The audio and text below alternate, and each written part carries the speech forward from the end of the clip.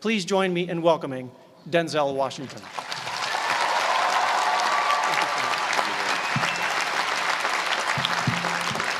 Thank you. Thank you very much. I am obviously the most unorganized. Everybody else has nice boxes to bring their script up in. I just kind of got it all messed up here and put it inside of a magazine. So in fact, I don't even have it in the right order. Wait a minute, let me get it in the right order here. So if it starts flying around the stage, just, run around and grab it for me and bring it back up here for me. I'll keep going as I can. President Gutman, Provost Price, Board Chair Cohen, fellow honorees, beautiful honorees, and today's graduates. I'm honored and grateful for the invitation today. It's always been great to be on the Penn campus. I've been here before a lot of times for basketball games. My son played at the Palestra, played on the basketball team. Yeah, that's right. He played on the basketball team. Coach didn't give him enough playing time. We'll talk about that later. No, but I'm really pleased with the progress that Coach Allen has made, and no, I do. I really am, and I hope him the best success in the future. And I always get a warm welcome when I come to Pennsylvania, when I come to Philadelphia, except on the few occasions where I wear my Yankee cap.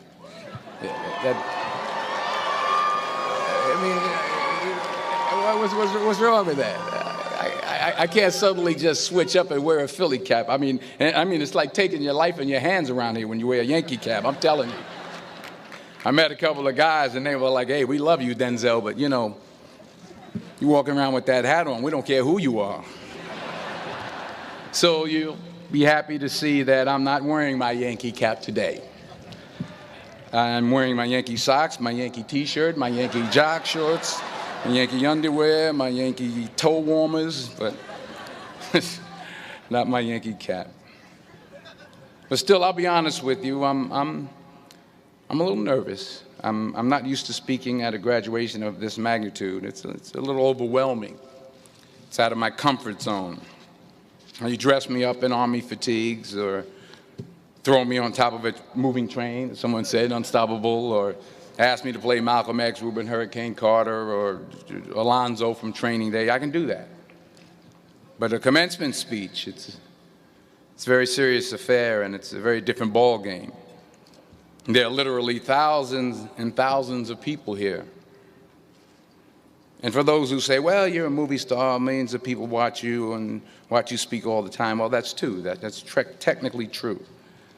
But I'm not actually in the theater watching them watching me. I think that makes sense. I mean, I'm not there when they call for a fidget around or pull out their iPhones or text their boyfriend or scratch their behinds or whatever it is they're doing in the movie theater. But from up here, I can see every single one of you. And that makes me uncomfortable. So please, don't pull out your iPhones and don't text your boyfriend until after I'm done. Please. If you have to scratch your behind, I understand. Go ahead.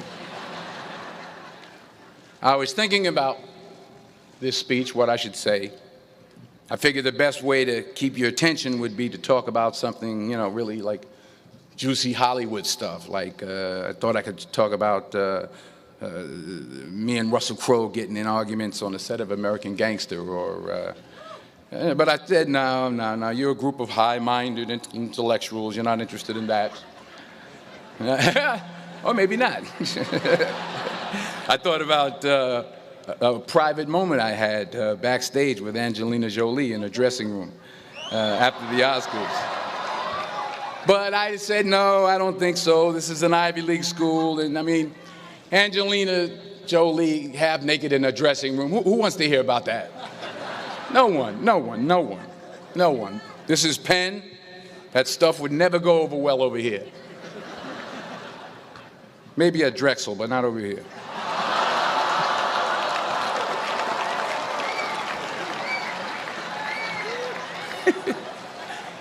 Woo, I'm in trouble now. So I was back to square one, feeling the pressure. So now you're probably thinking, if it was going to be this difficult, this much pressure, why did I even accept today's invitation in the first place? Well, you know, my son goes here, that's number one. That's a good reason. And I always like to check to see how my money's being spent. And I'm sure there's some parents out there who can relate to what I'm talking about. Yeah. To everybody upstairs. And there were some other good reasons for me to show up. Sure, I got an Academy Award, but I never had something called a magic meatball after waiting in line for half an hour at the food truck. Yeah? Yes, I talked face-to-face with President Obama, but I never talked face-to-face with a guy named Queter who sings bad songs over at Smokes on Tuesday night. I never been to Buies. I never been to Hemos. Yes, I have played a detective who battles demons, but I've never been to a school in my life where the squirrel population has gone bananas. I mean, they're breaking in the dorm rooms, they're walking around campus. I think I saw some carrying books on their way to class. So I had to be here. I had to come. Even though I was afraid I might make a fool of myself. In fact, if you really want to know the truth, I had to come exactly because I might make a fool of myself. Now, what am I talking about? Here it is. I found that nothing in life is worthwhile unless you take risks. Nothing. Nelson Mandela said, "There is no passion to be found playing small and settling for a life that's less than the one you're capable of living." Now, I'm sure in your experiences in school and applying to college and picking your major and deciding what you want to do with life, I'm sure people have told you to make sure you have something to fall back on. Make sure you got something to fall back on, honey. But I never understood that concept, having something to fall back on. If I'm going to fall, I don't want to fall back on anything except my faith. I want to fall forward. I figure at least this way I'll see what I'm going to hit. Fall forward. This is what I mean. Reggie Jackson struck out 2,600 times in his career, the most in the history of baseball. But you don't hear about the strikeouts. People remember the home runs. Fall forward. Thomas Edison conducted 1,000 failed experiments. Did you know that? I didn't know that. Because the 1,001st was the light bulb. Fall forward. Every failed experiment is one step closer to success. You've got to take risks, and I'm sure you've probably heard that before, but I want to talk to you about why that's so important. I got 3 reasons, and you can pick up your iPhones. First, you will fail at some point in your life. Accept it. You will lose. You will embarrass yourself. You will suck at something. There's no doubt about it. And I know that's probably not a traditional message for a graduation ceremony, but hey, I'm telling you, embrace it, because it's inevitable. And I should know. In the acting business, you fail all the time. Early on in my career, I auditioned for a part in a Broadway musical. Perfect role for me, I thought, except for the fact that I can't sing.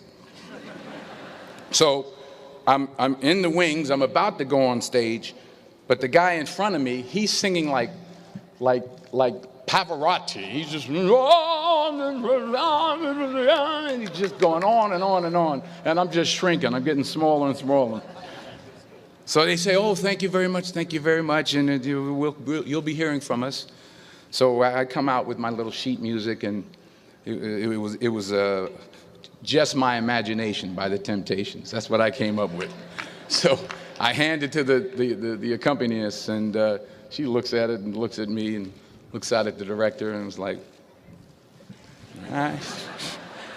So I start, you know, I'm going to sing. I'm like, it's just my imagination once again, and then coming away with me. And they're not saying anything, so I'm thinking I'm getting better. So I could start getting into it. It was just my imagination. Running. They say, oh, yeah, thank you. Thank you very much, Mr. Washington. Thank you. So I assumed I didn't get the job. But the next part of the audition, he called me back. The next part of the audition is the acting part of the audition. Now I'm like, hey, okay, maybe I can't sing, but I know I can act. So they pair me with this guy, and again, I didn't know about musical theater. And musical theater is big, so they can reach everyone all the way in the back of the stadium. And I'm more from a realistic, naturalistic kind of acting where you actually talk to the person next to you. So I don't know what my line was. My line was, well, hand me the cup. And his line was, well, I will hand you the cup, my dear. The cup will be there to be handed to you. I said, oh, okay. Well, should I give you the cup back? Oh, yes, you should give it back to me because you know that is my cup and it should be given back to me. I didn't get the job. But here's the thing. I didn't quit. I didn't fall back. I walked out of there to prepare for the next audition, and the next audition, and the next audition. I prayed. I prayed, and I prayed. But I continued to fail, and fail, and fail. But it didn't matter, because you know what? There's an old saying, you hang around the barbershop long enough, sooner or later you're going to get a haircut. So you will catch a break, and I did catch a break. Last year, I did a play called Fences on Broadway. Someone talked about it. Won the Tony Award. And I didn't have to sing, by the way. But here's the kicker. It was at the Court Theater. It was at the same theater that I failed that first audition 30 years prior. The point is, and I'll pick up the pace, the point is every graduate here today has the training and the talent to succeed. But do you have the guts to fail? Here's my second point about failure. If you don't fail, you're not even trying. I'll say it again. If you don't fail, you're not even trying. My wife told me this great expression. To get something you never had, you have to do something you never did.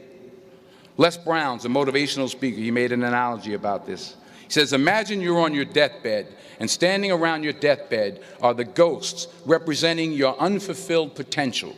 The ghost of the ideas you never acted on. The ghost of the talents you didn't use. And they're standing around your bed, angry, disappointed, and upset. They say, we came to you because you could have brought us to life, they say. And now we have to go to the grave together. So I ask you today, how many ghosts are going to be around your bed when your time comes? You've invested a lot in your education, and people have invested in you. And let me tell you, the world needs your talents, man, does it ever. I just got back from Africa like 2 days ago, so if I'm rambling on, it's because I'm jet lagged. I just got back from South Africa. It's a beautiful country, but there are places there with terrible poverty that need help. And Africa is just the tip of the iceberg. The Middle East needs your help. Japan needs your help. Alabama needs your help. Tennessee needs your help. Louisiana needs your help. Philadelphia needs your help. The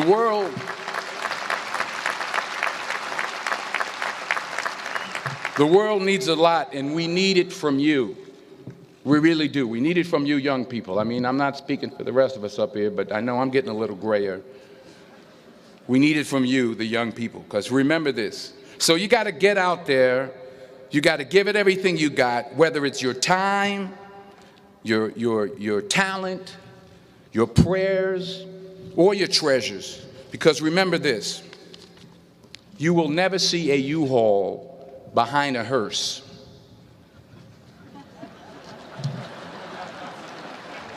I'll say it again. You will never see a U-Haul behind a hearse. You can't take it with you. The Egyptians tried it, and all they got was robbed. So the question is, what are you going to do with what you have? I'm not talking about how much you have.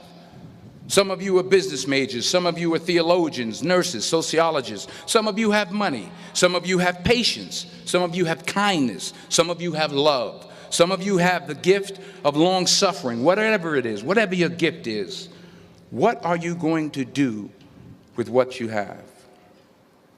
All right, now here's my last point about failure. Sometimes it's the best way to figure out where you're going. Your life will never be a straight path. I began at Fordham University as a pre-med student. I took a course called cardiac morphogenesis. I still can't say it. Cardiac morphogenesis. I couldn't read it. I couldn't say it. I sure couldn't pass it. So then I decided to go into pre-law, then journalism. And with no academic focus, my grades took off in their own direction. Yeah, down. I was a 1.8 GPA one semester, and the university very politely suggested that it might be better to take some time off. I was 20 years old. I was at my lowest point. And then one day, and I remember the exact day, March 27th, 1975, I was helping my mother in her beauty shop. My mother owned a beauty shop up in Mount Vernon. And there was this older woman who was considered one of the elders in the town. And I didn't know her personally, but I was looking in the mirror, and every time I looked at the mirror, I could see her behind me, and she was staring at me. She just kept looking at me. Every time I looked at her, she kept giving me these strange looks. So she finally took the dryer off her head and she said something I'll never forget. First of all, she said, "Somebody give me a piece of paper. Give me a piece of paper." She said, "Young boy, I have a prophecy, a spiritual prophecy." She said, "You are going to travel the world and speak to millions of people." Now, mind you, I'm 20 years old. I'm flunked out of school. In fact, like a wise ass, I'm thinking to myself, maybe she's got something in that crystal ball about me getting back into school next fall. But maybe she was on to something, because later that summer, while working as a counselor at a YMCA camp in Connecticut, we put on a talent show for the campers. And after the show, another counselor came up to me and asked, "Have you ever thought about acting? You're good at that." So when I got back to Fordham that fall, I got in and I changed my major once again for the last time. And in the years that followed, just as that woman prophesied, I have traveled the world and I have spoken to millions of people through my movies. Millions who up till this day couldn't see me, who up till this day I couldn't see while I was talking to them, and they couldn't see me. They could only see the movie. They couldn't see the real me. But I see you today, and I'm encouraged by what I see. And I'm strengthened by what I see. And I love what I see.